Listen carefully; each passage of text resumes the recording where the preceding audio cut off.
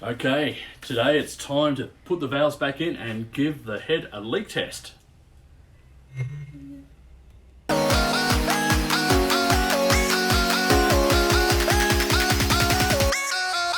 G'day guys, welcome back to MG Rebuild. As I said in the intro, today we're actually going to be working on the head. We're putting the valves in along with the new valve seals. And once it's all done, we'll be giving it a leak test to see how well those lapped valves are seating. So, let's see how we go.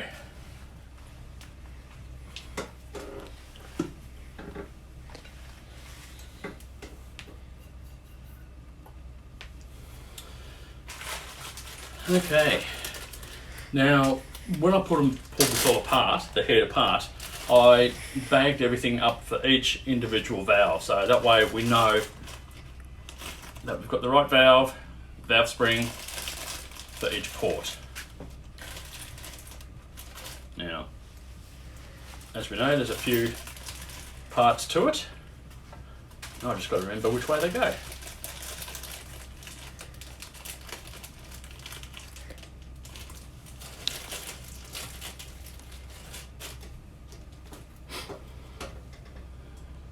So naturally we have the two springs, the inner and outer spring.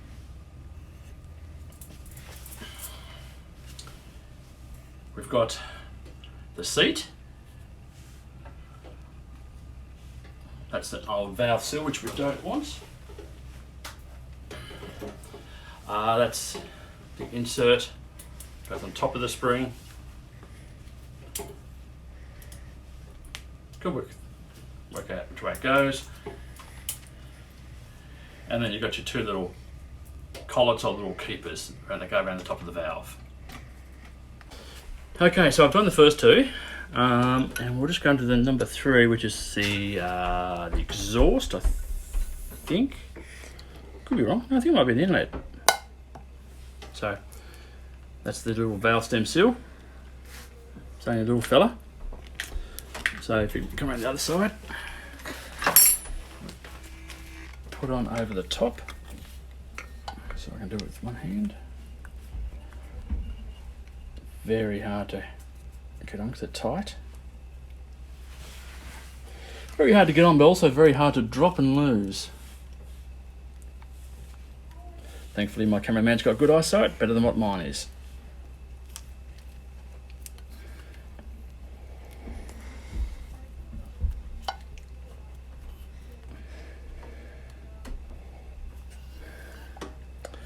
I'm a bit of a struggle with this one.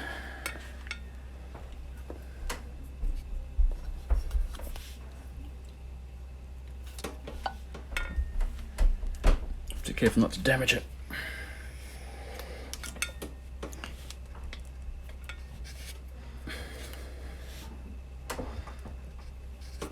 And there we go. So that doesn't go down any further than that, just sits at the top there. Now, we put the bottom seat on.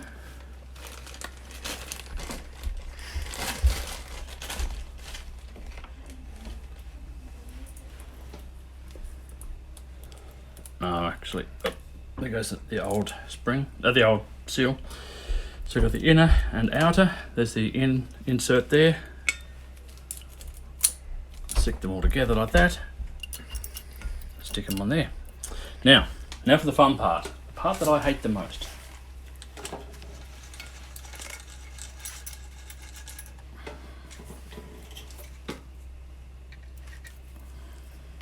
Do you need that cap that's for? Hmm? Do you need that cap that's for? No, it's only a ring. So now we start winding it in.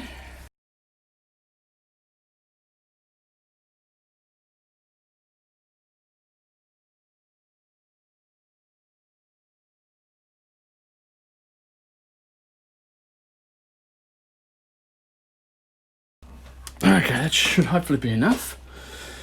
Now, these little collets, they're not symmetrical. As you can see, they're sort of angled like a half a cone. So you've got to make sure that the actual wider part is facing up, so that just slides into there. If everything goes well, it should anyway. We'll just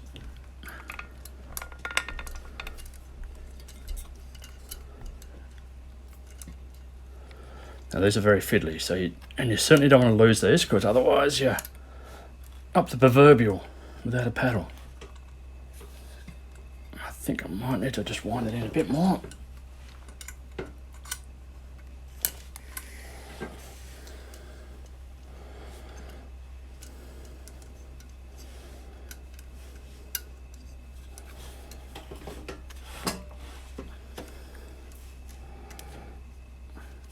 Now, I mean, I reckon if the mechanic is watching me do this, he'll be laughing himself silly at the moment, but I'm not a mechanic.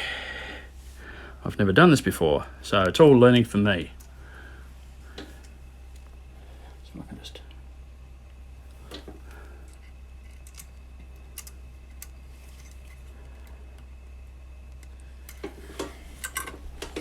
Think I'm out. Yeah.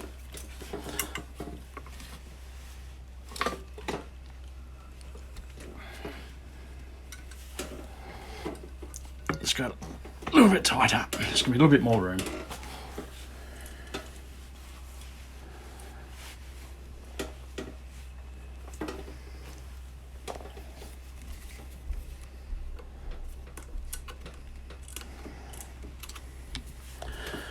This needs to come over a little bit.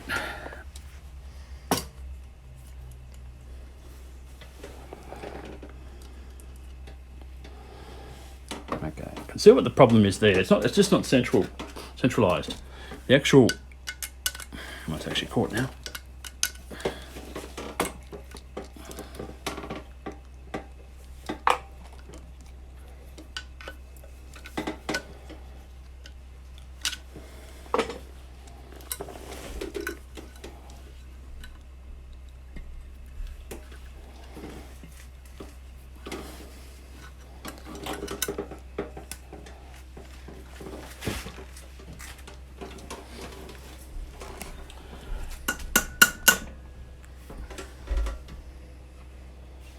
It's got him out. If you look down directly on that, you can see it's off to one side, and that's what's making it a little bit difficult at the moment, is to get that over. There we go. So we'll just pop him in there. Pop him in like that, and we should hopefully, I'll just ease the pressure a little bit. Wrong way.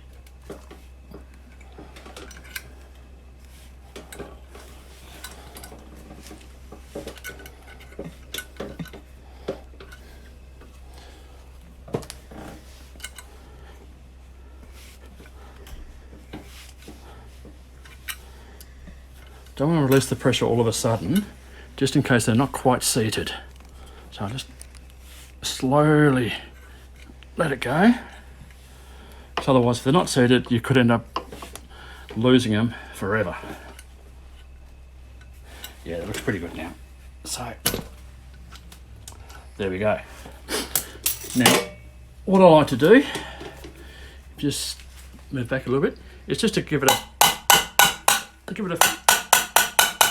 few taps like that, just to help it seat properly, just in case it's not quite seated, and just settles it down. Now it's still got 5 to go.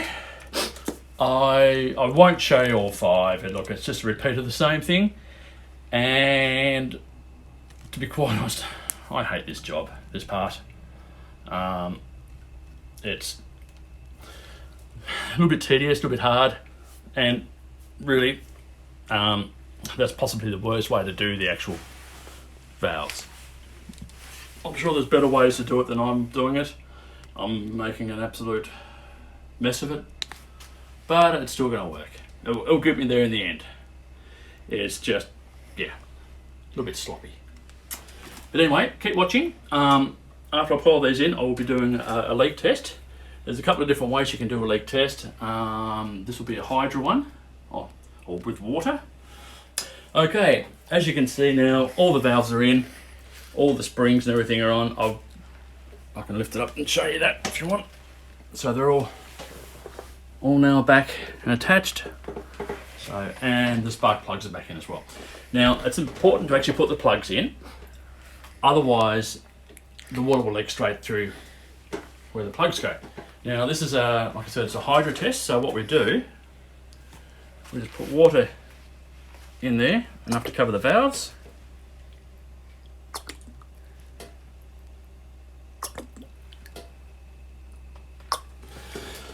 Okay, now with the compressor, or the compressed air, you shoot air into the ports. Now, what you've got to be careful of is not to actually put the air all the way in, like the actual nozzle all the way in, because what it causes is too much pressure and will actually lift the valve up, giving you a false reading. So what we do, just hold it back an inch or so and shoot it into the port. Now, if you're looking around here, if it leaks, you'll see bubbles. Now, what I'll do, I'll move it in and show what I mean by having it too close. No, didn't work. So it's obviously the valve springs are nice and tight. So we go for the next one. That's good.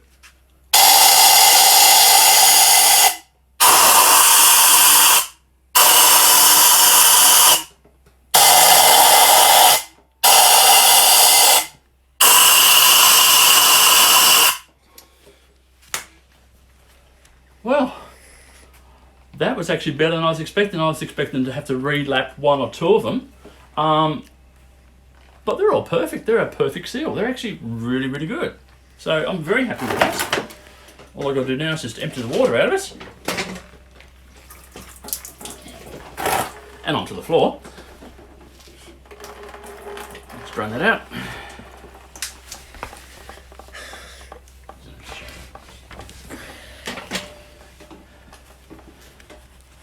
Give it a bit of a wipe out so we don't have any corrosion in there,